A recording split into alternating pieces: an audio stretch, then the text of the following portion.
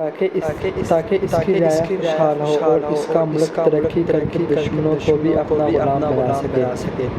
بادشاہ کو اپنے موجودہ درباری اور مشیر زیادہ کارآمد نہیں لگتے تھے۔ وہ صرف مشورہ دیتے اور بدلے میں تنخواہیں وصول کرتے تھے، مگر ان کے مشورے میں وہ تاثیر نہ ہوتی جو بادشاہ چاہتا تھا۔ یہ بات اسے اکثر بے چین رکھتی تھی۔ ایک دن بادشاہ نے اس الجھن سے نجات پانے کے لیے اپنے درباریوں کے ساتھ جنگل کی سیر کا پروگرام بنایا۔ سوچا شاید قدرت ہی اسے کوئی رستہ دکھا دے۔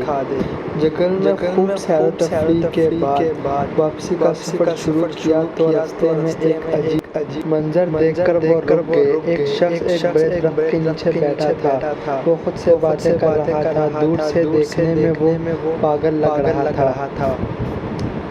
تجسس کی وجہ سے بادشاہ اپنے درباریوں سمیت اس کے قریب گیا اور اس سے بات کرنے لگا۔ وہ شخص بظاہر آدھا پاگل لگتا تھا، مگر اس کی باتوں میں ایک عجیب کشش اور اعتماد تھا۔ بادشاہ نے نرمی سے پوچھا، اے نوجوان، کیا تم پاگل ہو جو خود سے باتیں کر رہے ہو؟ اس شخص نے مسکراتے ہوئے جواب دیا، پاگل تم ہو اور تمہارا سارا رعایا۔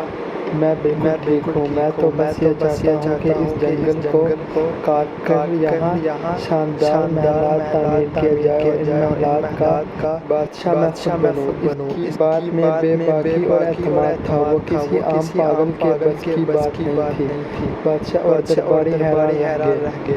درباریوں نے آپس میں مشورہ کیا۔ ان کے دل میں لالچ اور خوف پیدا ہو گیا کہ کہیں یہ شخص بادشاہ کا قریبی مشیر نہ بن جائے۔ پھر بھی انہوں نے بادشاہ کو مشورہ دے کے اسے محل لے چلے۔ اگر مفید نکلا تو کام آئے گا، ورنہ بعد میں چھوڑ دیں گے۔ بادشاہ نے اسے اپنے ساتھ چلنے پر راضی کر لیا، مگر راستے میں وہ شخص اچانک گھوڑا موڑ کر بھاگنے لگا۔ بادشاہ اور درباریوں نے اسے پکڑ لیا اور محل کی طرف لے گئے۔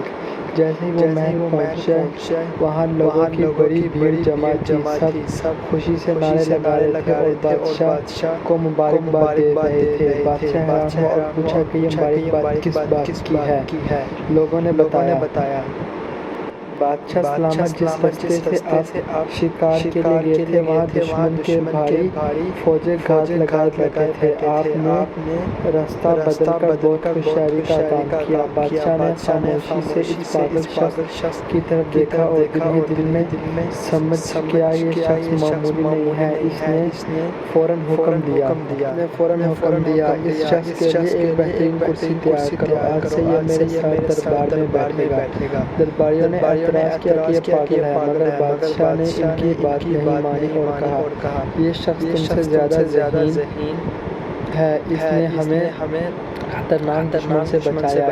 اس دن سے درباریوں میں ایک نئی رغبت شروع ہو گئی۔ پرانے درباری اس بات پر جلنے لگے کہ ایک اجنبی پاگل ان کے برابر بیٹھ رہا ہے۔ انہوں نے اس کے خلاف سازش شروع کر دی۔